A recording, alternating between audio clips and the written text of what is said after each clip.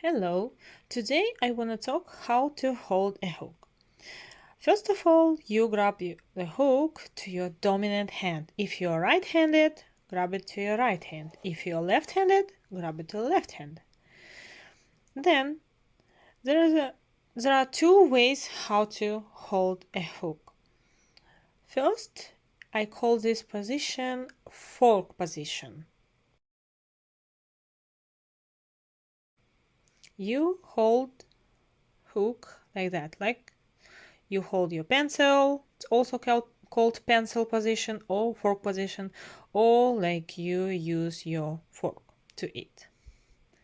This way it's going to be easy to go into stitches and work. There is another way when you hold your hook like a knife. It's called knife position. You hold it and it goes like that. It also depends on your personality, how you prefer to work. You need to try both ways to understand which way is the best for you. I use it on a huge yarn. Let's say hooks number 9, number 10. It's not comfortable to work like a fork. It's heavy. When you have it like a knife, it's much easier when you work. Another way why I prefer working on a knife is when I make Irish crochet lace. This way I have to work it like a knife because I work on a styrofoam plate and I need to work as flat as possible to the surface.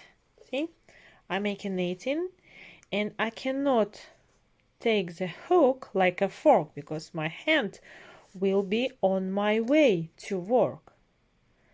I need to switch it and be as close as possible. And that's my movement. That's how I work. This hand I hold my yarn and with this hand I work. That was several tips how to hold your hook.